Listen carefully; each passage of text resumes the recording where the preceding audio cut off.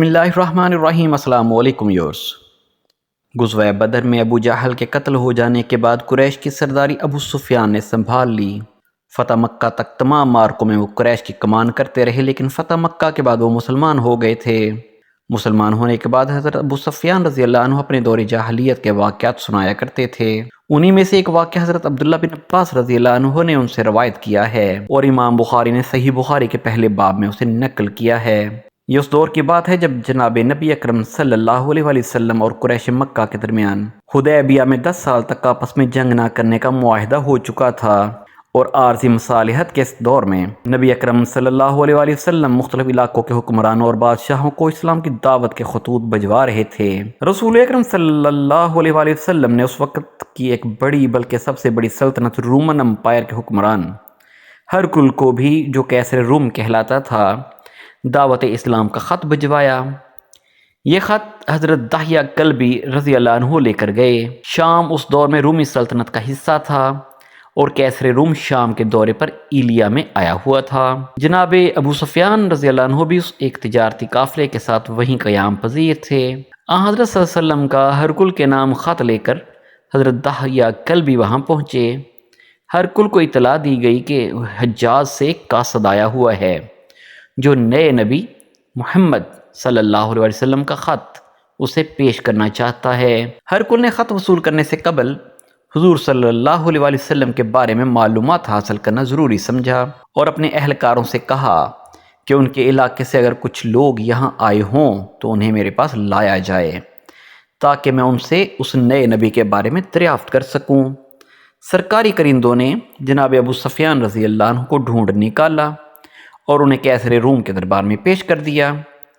ابو سفیان رضی اللہ عنہ فرماتے ہیں کہ کیسر روم نے ہمیں دیکھ کر کہا کہ تم میں سے جو شخص اس نئے نبی سے زیادہ قریبی تعلق رکھتا ہو وہ آگے آ جائے، جس پر میں آگے بڑھ گیا اور باقی ساتھی میرے پیچھے تھے۔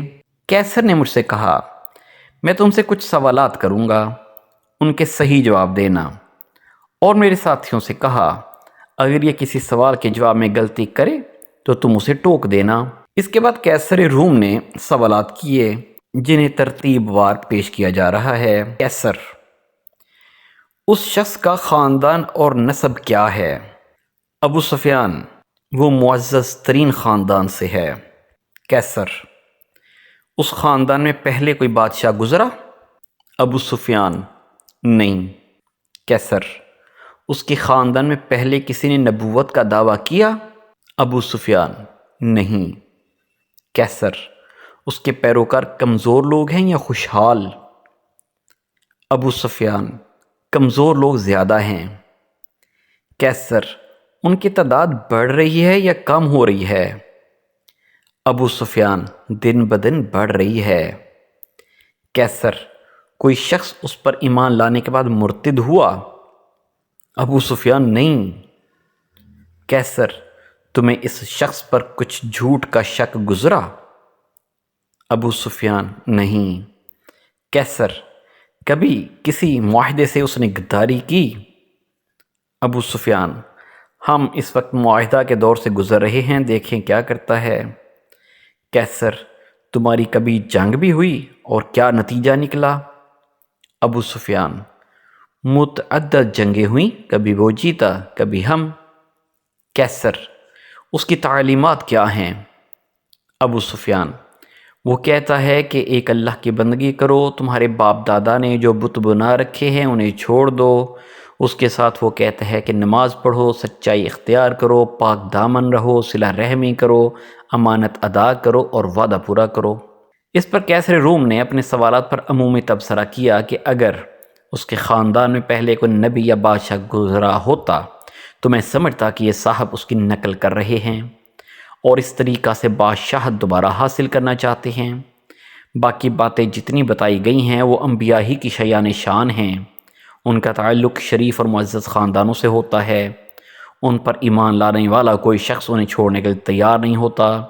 یہ انبیاء سچے لوگ ہوتے ہیں، معاہدوں کی پابندی کرتے ہیں، ان کے ساتھ جنگوں میں اتار چڑھاؤ کے معاملات رہتے ہیں، اور اللہ تعالیٰ کے سچے پیغمبروں کی تعلیمات وہی ہوتی ہیں جو تم نے ان صاحب کے حوالہ سے بتائی ہیں۔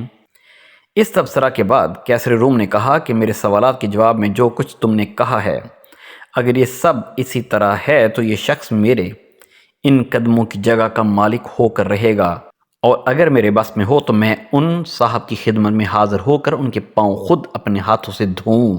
اس موقع پر کیسر روم نے یہ بھی کہا کہ مجھے اس بات کا اندازہ تو تھا کہ ایسے ایک پیغمبر کا ظہور ہونے والا ہے، لیکن یہ نہیں معلوم تھا کہ یہ پیغمبر تم عربوں سے ہوں گے۔ حضرت ابو سفیان رضی اللہ عنہ کہتے ہیں کہ کیسر روم نے ان سے سوالات کرنے کے بعد تبصرہ کیا، اور اس کے بعد حضرت دحیہ کلبی نے بادشاہ کو نبی اکرم صلی اللہ علیہ وآلہ وسلم کا غرامی نامہ پیش کیا، جس کا مضمون یہ ہے: اللہ کے بندے اور رسول محمد صلی اللہ علیہ وآلہ وسلم کی طرف سے روم کے بادشاہ ہرقل کے نام، سلامتی ہو اس پر جس نے ہدایت کی پیروی کی۔ میں تمہیں اسلام کی دعوت دیتا ہوں، اسلام قبول کر لو، سلامتی پا جاؤ گے، اور اللہ تعالیٰ تمہیں دوہرا اجر عطا فرمائیں گے، اور اگر تم نے انکار کیا تو رومیوں کا گناہ تجھ پر ہوگا۔ اہل کتاب آؤ اس کلمہ کی طرف جو ہمارے اور تمہارے درمیان مشترک ہے، کہ اللہ تعالیٰ کے سوا کسی کی بندگی نہ کریں، اور ہم میں سے کچھ لوگ دوسروں کو اللہ تعالیٰ کے سوا اپنا رب نہ بنائیں۔